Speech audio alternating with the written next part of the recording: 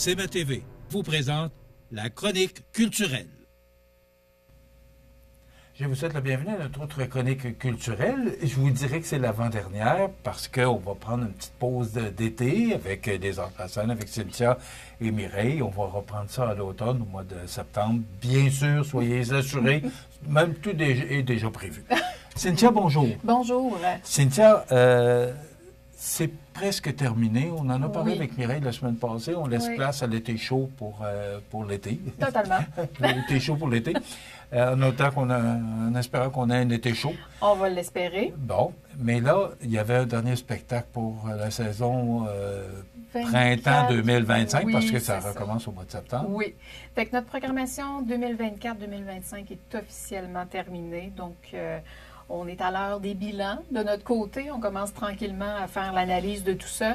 Je vous dirais que la dernière soirée avec Mariana Mazza a été vraiment extraordinaire. Donc, Mariana qui était en rodage du côté de la salle Promutuelle Assurance, mais c'était pas nécessairement du rodage. Je vous dirais que son spectacle est très, très bien ficelé déjà. Très efficace, très drôle. On a eu une salle remplie pour elle, donc très contente. Et une salle qui était vraiment prête à écouter Mariana Mazza et qui avait hâte de la revoir sur scène. Donc, on aura la chance de la revoir l'année prochaine. Mireille vous l'a dit la semaine dernière, donc elle revient à la Saint-Valentin l'année prochaine, donc le 14 février 2026. Et cette fois-ci, elle sera du côté de la salle Édouine Bélanger. Mais pour vrai, vous allez rire avec elle. Elle est encore très solide. Bon. Maintenant, on a fait un petit bilan 2024-2025. Oui. Ça a été un bon cru encore. Oui, ça a été une belle année, je pense. Comme je l'ai dit, on est en train de faire ce bilan-là, analyser un peu la provenance de tous nos clients et tout ça, mais on sent de plus en plus que la clientèle se renouvelle quand même à Montmagny. On voit de plus en plus de nouveaux visages qui viennent dans la salle, des gens qui, c'est la première fois qu'ils viennent soit du côté de la salle Promutuelle, soit du côté du cabaret aussi, ou même de la salle Édouine Bélanger. Donc, on attire de plus en plus de gens de l'extérieur, ce qui est vraiment super pour vrai. Et c'est pas juste pour venir voir les spectacles, mais c'est aussi d'encourager localement. Donc, les gens de l'extérieur viennent autant dans les restaurants, les magasins et tout, et découvrir la région. Donc, c'est un plus aussi pour tout le monde. Bon. Comme tu es la directrice générale, comme c'est toi qui es la maître d'œuvre, oui, tu es appuyée, oui, mais c'est toi qui es la maître d'œuvre. Comment tu qualifierais le 2024-2025? Très bonne question. Je dirais ça a été une année un peu de changement, autant dans nos méthodes, nous, à l'interne, un peu de nouveauté aussi dans la programmation, d'amener les gens à certains endroits dans la programmation qui n'avaient pas osé. On a travaillé très, très fort pour justement aller chercher des gens de l'extérieur de Montmagny pour venir dynamiser un peu le milieu. Fait que je vous dirais que c'est vraiment plus une année de changement pour moi. Puis autant du changement que de la stabilité avec l'équipe. Donc, c'est un peu tout ça. Mais je suis très contente de l'année qu'on vient de passer, pour vrai.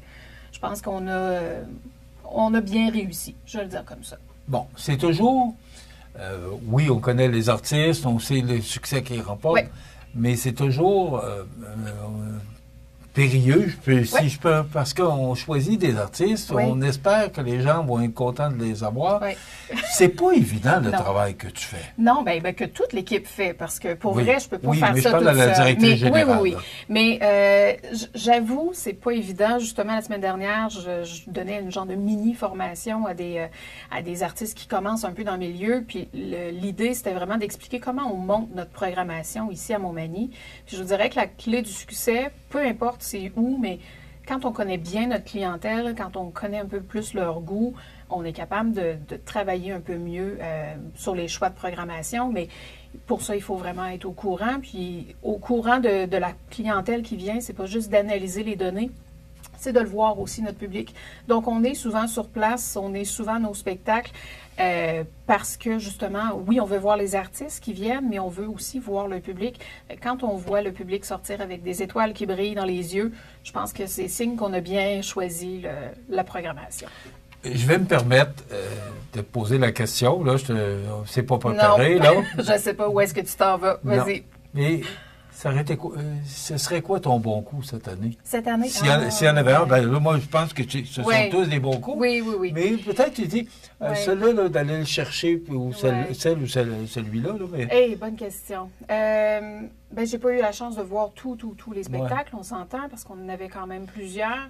Mais moi, personnellement, mon coup de cœur de la programmation, ça a été Agamemnon The Ring.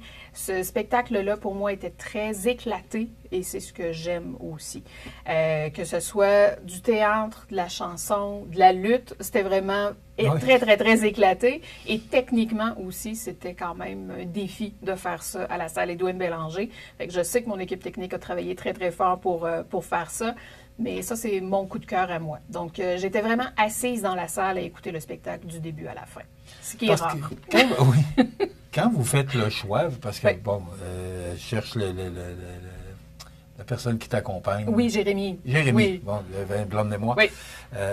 Mais il faut oublier ses goûts personnels. Il faut vraiment y aller pour la masse, les gens.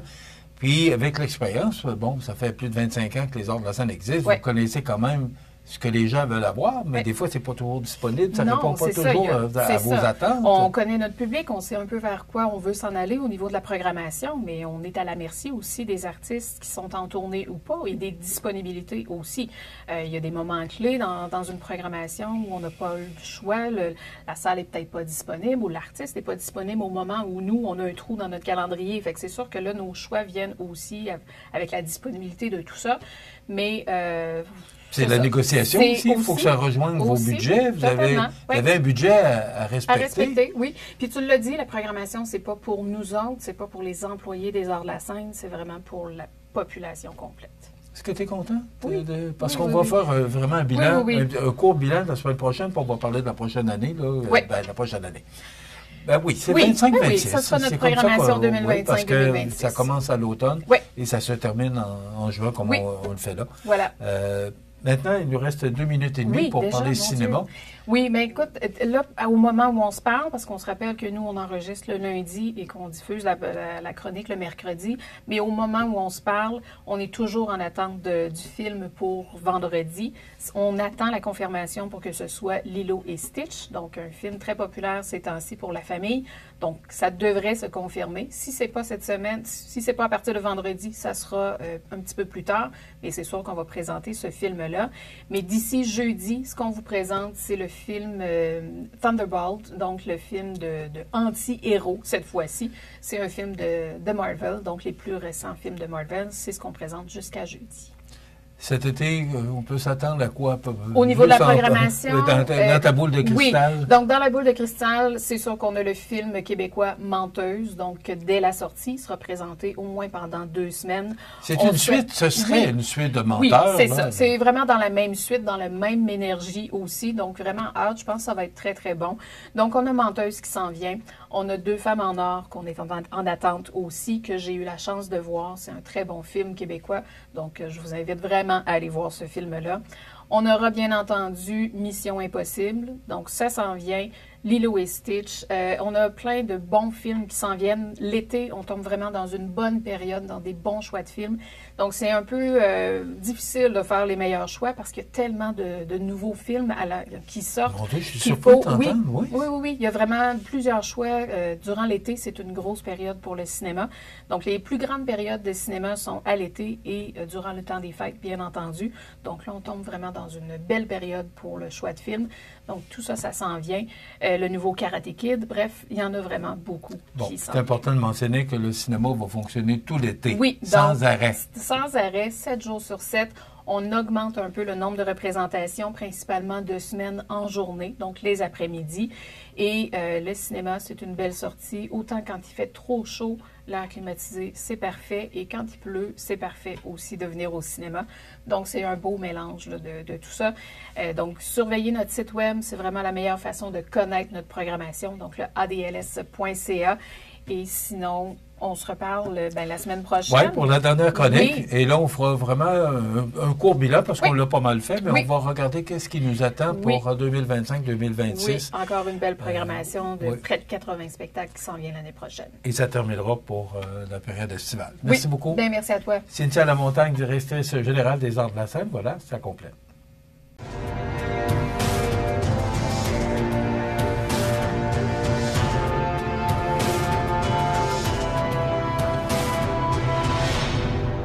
CMA TV vous présente la chronique culturelle.